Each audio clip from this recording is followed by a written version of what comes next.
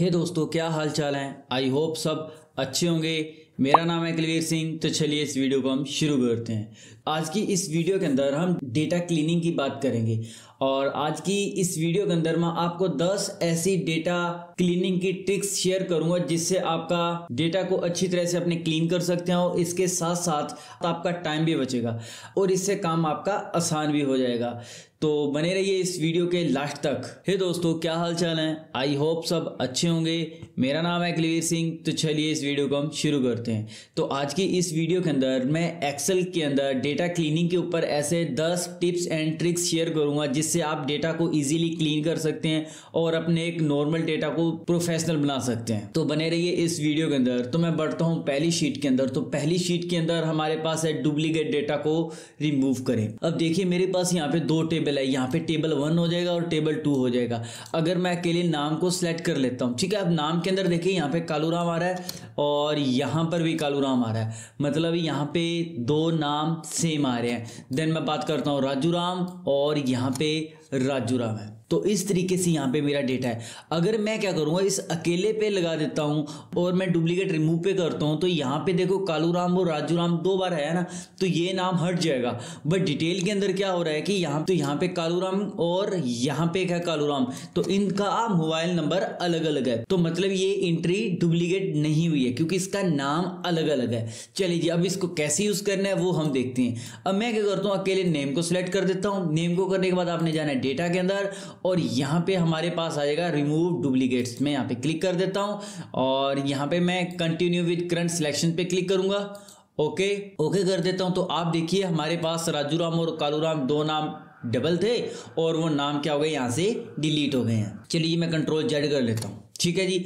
अब मैं क्या करता हूँ, इनको ऐसे सिलेक्ट कर लेता हूँ। सिलेक्ट करने के बाद मेरे को वापस से जाना है यहाँ पे रिमूव डुप्लीकेट्स पे और यहाँ पे मैं ओके कर देता हूँ, ठीक है। तो इसके अंदर देखिए हमारे पास एक ही नाम ऐसा था जो बिल्कुल डुप्लीकेट था। अब देखिए यहाँ पे राजू राम है और सॉरी यहाँ पे राजू राम आ रहा है और यहाँ पर भी राजू राम आ रहा है, बट इनके नंबर चेंज। अगर मैं कंट्रोल जेड करता हूँ तो आप देखिए यहाँ पे कालूराम आ रहा है और कालूराम आ रहा है। तो इनमें क्या हो रहा है, इनके नंबर यहाँ पे डुप्लीकेट है, मतलब ये एंट्री डुप्लीकेट हुई है। तो इसलिए यहाँ पे ये कालूराम नाम इन्होंने डिलीट कर दिया, ठीक है जी। चलिए बढ़ते हैं सेकंड शीट की तरफ। तो सेकंड शीट के अंदर क्या है कि टेक्स्ट टू कॉलम का उपयोग करें। अब मेरे पास कुछ ऐसा डेटा है, ठीक है। अब देखिए यहाँ पे पहले नेम, एज और क्लास दी हुई है। इसके अंदर क्या है कि देखिए नेम के बाद कोमा आ रहा है, एज के बाद भी कोमा आ रहा है, ठीक है जी। तो इसके लिए हमें क्या करना, मैं चाहता हूं कि नाम यहाँ पे आना चाहिए, एज यहाँ पे आनी चाहिए और क्लास यहाँ पे आनी चाहिए। तो इस तरीके से मेरे को इस डेटा को बनाना है। चलिए जी, मैं क्या करता हूँ, यहाँ पे नहीं बनाता हूँ। ओके, मैं यहाँ पे इसको पेस्ट कर लेता हूँ, ठीक है जी। हम यहाँ पे बनाएंगे क्योंकि ये शीट प्रैक्टिस के लिए आपके लिए रहेगी, ठीक है। आप इस पे प्रैक्टिस करके देख लीजिए। चलिए अब मेरे को क्या करना है, इस डेटा को मैंने सिलेक्ट करना है। सिलेक्ट करने के बाद मेरे को जाना है डेटा के अंदर और डेटा के अंदर जाऊंगा। यहाँ पे हमारे पास है टेक्स्ट टू कॉलम। मैं इस पे क्लिक कर देता हूँ और यहाँ पे मैं कर देता हूँ नेक्स्ट करने के बाद यहाँ पे टैब पे टिक है तो मैं टैब को हटा देता हूँ और यहाँ पे मैं कोमा पे क्लिक कर देता हूँ, ठीक है जी। अब जैसे मैं कोमा पे लगाऊंगा तो आप देखिए यहाँ पे डेटा के अंदर कुछ चेंजेस हुए। अब नॉर्मल ऐसा आ रहा है, मैं कोमा पे क्लिक करूंगा, देखिए किस तरीके से मेरा डेटा हो गया। अब मैं यहाँ से फिनिश कर देता हूँ। ओके, तो देखिए आप इस तरीके से डेटा आ जाएगा हमारा, ठीक है जी। अब आपने क्या करना है, यहाँ पे क्लिक करना है, कंट्रोल के साथ ए दबाना है, पूरा डेटा सिलेक्ट हो जाएगा। यहाँ से आपने इस पे बॉर्डर लगा देना है और ये वाली फॉर्मेटिंग चाहिए यहाँ पे, तो हम इस तरीके से यहाँ पे फॉर्मेटिंग लगा देंगे, ठीक है जी। तो इस तरीके से हम क्या कर सकते हैं, डेटा को टेक्स्ट टू कॉलम के अंदर यूज कर सकते हैं, ठीक है जी। चलिए जी बढ़ते हैं शीट नंबर 3 की तरफ। थर्ड शीट के अंदर क्या है कि अनवांटेड स्पेस को हटाना है अपने पास। अब देखिए यहाँ पे मैंने कुछ नेम लिखे हुए हैं। अब नेम के अंदर क्या है कि एक्स्ट्रा स्पेस आया हुआ है, तो हमें क्या करना है, उस एक्स्ट्रा स्पेस को हटाना है। तो एक्स्ट्रा स्पेस को हटाने के लिए हम ट्रिम फार्मूले का यूज करते हैं। अब कैसे करना है, इक्वल ट्रिम, टेक्स्ट के अंदर हमें ये वाला सेलेडस दे देना है और आपने इंटर कर देना। तो आप देखिए यहाँ पे जितना भी एक्स्ट्रा स्पेस था वो एक्स्ट्रा स्पेस हट जाएगा। चलिए ये वापस से देखते हैं, इक्वल ट्रिम लगाना है। ट्रिम लगाने के बाद आपने यहाँ पे टेक्स्ट पे क्लिक कर देना है ओके कर देना है तो आप देखिए यहाँ पे एक्स्ट्रा स्पेस हट जाएगा। अब आपने यहाँ से डबल क्लिक कर देना है तो जहाँ जहाँ पर भी आपने एक्स्ट्रा स्पेस लिया हुआ था, यहाँ जहाँ पे एक्स्ट्रा स्पेस आया था, वो सारा यहाँ पे एक्स्ट्रा स्पेस यहाँ से हट जाएगा। ठीक है जी, तो इस तरीके से हम क्या कर सकते हैं, एक्स्ट्रा स्पेस को यहाँ से हटा सकते हैं। चलिए जी, हम यहाँ पे नेम लिख लेते हैं। ओके, और हमें ये हेडिंग ही चाहिए तो मैं यहाँ से क्लिक करके यहाँ पे क्लिक कर देता हूँ तो ये वाली हेडिंग आ जाएगी। तो एक्स्ट्रा स्पेस हटाने के लिए हम क्या कर सकते हैं, ट्रिम फार्मूले का यूज़ करते हैं। चलिए बढ़ते हैं शीट नंबर 4 की तरफ। तो मैं शीट नंबर 4 पे क्लिक कर देता हूँ। अब क्या होता है कि यहाँ पे ब्लैंक रो को मेरे को डिलीट करना है।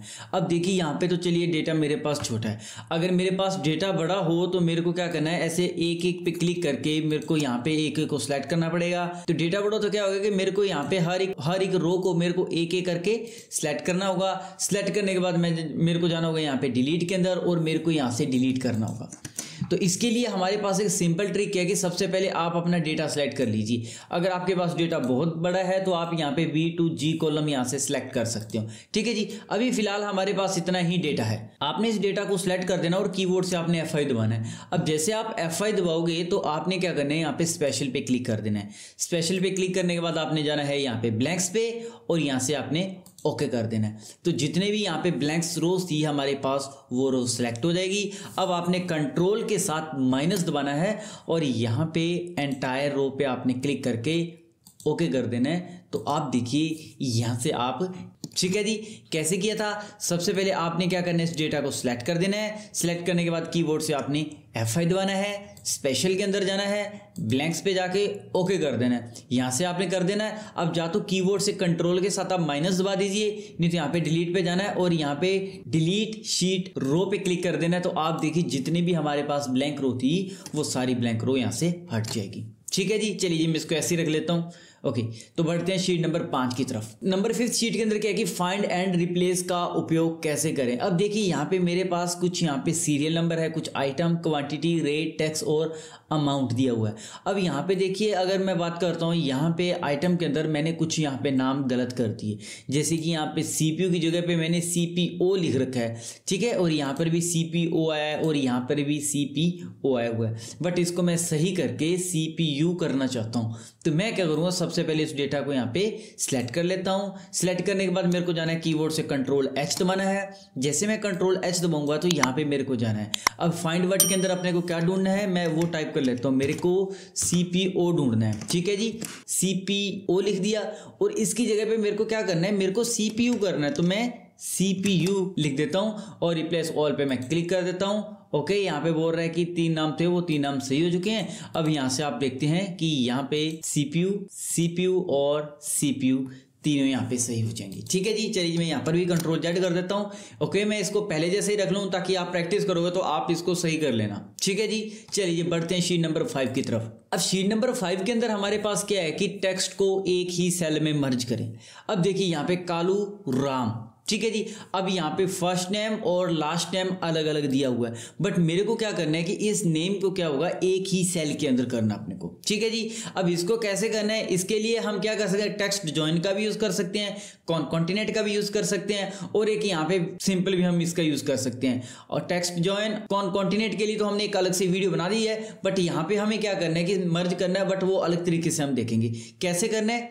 इक्वल फर्स्ट सेल एड्रेस लेना है और यहाँ पे एंड सिंबल लेना आपने। ठीक है जी, और यहाँ पे आपने लगाना है इनवर्टेड कोमा, स्पेस देना है, इनवर्टेड कोमा लगाना है, क्योंकि फर्स्ट सेल आएगा उसके बाद हमें स्पेस चाहिए और सेकंड सेल एड्रेस चाहिए। तो इसके लिए मैं वापस से क्या करूँगा, एंड का सिंबल लूँगा और मैं सेकंड सेल एड्रेस दे देता हूँ। ठीक है जी, अब जैसे मैं सेकंड सेल एड्रेस देता हूँ, इंटर करता हूं, तो आप देखिए वो नाम यहाँ पे एक ही सेल के अंदर आ जाएंगे। अब मैं इसको पकड़ के ड्रैग करता हूं, तो इस तरीके से हम इनका यूज कर सकते हैं। दूसरा कॉन्टिनेंट फार्मूले का भी यूज कर सकते हैं। वो कैसे करना है, इक्वल कॉन्टिनेंट लगाया, ये बोल रहा है कि टेक्स्ट 1, तो ये हमारा टेक्स्ट 1 है कोमा।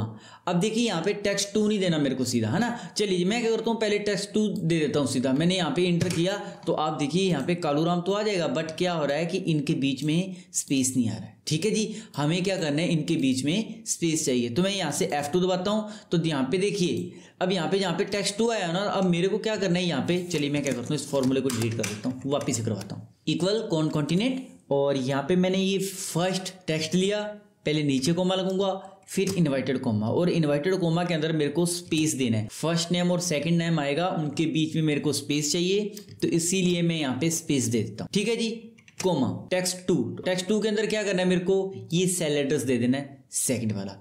अब मैं यहाँ पे, अच्छा यहाँ पे प्रॉब्लम हो चुकी है, ठीक है, यहाँ से मेरे को कोमा लगाना है। ठीक है जी, यहाँ पे मैंने लगा दिया और यहाँ पे मैं इंटर कर देता हूँ। तो आप देखिए यहाँ पे हमारे पास कॉन्टिनेंट फार्मूला के जरिए भी हम क्या कर सकते हैं, टेक्स्ट को एक ही सेल के अंदर मर्ज कर सकते हैं। ठीक है जी, चलिए बढ़ते हैं नेक्स्ट शीट की तरफ। तो शीट नंबर 7 के अंदर क्या है कि स्पेशल करैक्टर को रिमूव करें। अब मेरे पास कुछ यहाँ पे नाम है, अब नाम के पीछे @gmail.com लगा हुआ है, बट इसके अंदर हमें ये टास्क दिया है कि इनके पीछे जो @gmail.com लगा है ना, उस gmail.com को आपने हटाना है।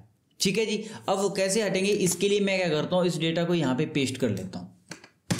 ठीक है जी, यहाँ पे आप यूज़ करके देखिए, मैं यहाँ पे आपको बता रहा हूँ कैसे यूज़ करना है। अब यहाँ पे हमारे पास ये टेक्स्ट है ना, तो इसके लिए आपने इस डेटा को सिलेक्ट कर देना है, Ctrl+H करना है। अब Ctrl+H करोगे तो यहाँ पे आपने रिमूव किसको करना है, तो मेरे को करना है @gmail.com को। ठीक है जी, @gmail.com को करना है। रिप्लेस विद के अंदर आपने कुछ नहीं करना है, इसको ब्लैंक छोड़ देना है और रिप्लेस ऑल कर देना है। तो आप देखिए इसके पीछे @gmail.com था ना, वो सारा gmail.com यहाँ से रिमूव हो जाएगा। ठीक है जी, इस तरीके से हम क्या कर सकते हैं, स्पेशल करैक्टर को रिमूव कर सकते हैं। चलिए बढ़ते हैं शीट नंबर 8 की तरफ। तो मैं यहाँ पे क्लिक कर देता हूँ, किसी भी कॉलम की यूनिक वैल्यू निकालिए। अब कॉलम की यूनिक वैल्यू क्या निकालना है कि मेरे को क्या करना है, आइटम जो CPU है ना, CPU का डेटा अलग से निकालना है मेरे को। एक तो हम क्या कर सकते हैं, यहाँ पे फिल्टर का यूज़ कर सकते हैं।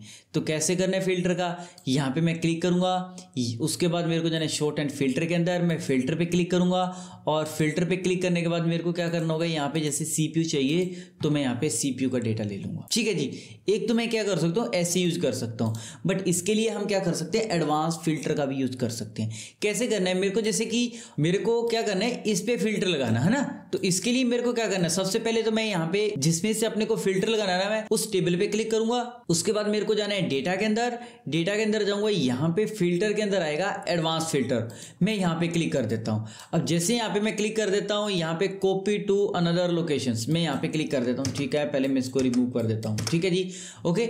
अब मैं क्या करता हूँ, इस टेबल को यहाँ से सिलेक्ट कर लेता हूँ। सिलेक्ट करने के बाद क्या करना है कि आपने किसको फिल्टर करना है, मेरे को इसको फिल्टर करना है। ठीक है जी, अब जो बोल रहा है कि आप जो कॉपी करोगे वो कहाँ पे रखना है, तो जी हमें यहाँ पे पेस्ट करना है और आपने यहाँ से ओके कर देना है। तो आप देखिए आइटम CPU की यहाँ पे डिटेल अलग से आ चुकी है। ठीक है जी, हमें इस पे फिल्टर लगाने की जरूरत नहीं पड़ी, अलग से निकल जाएगा। ठीक है जी, चलिए मैं क्या करता हूँ, यहाँ पे एक मैं और ले लेता हूँ यहाँ से डेटा।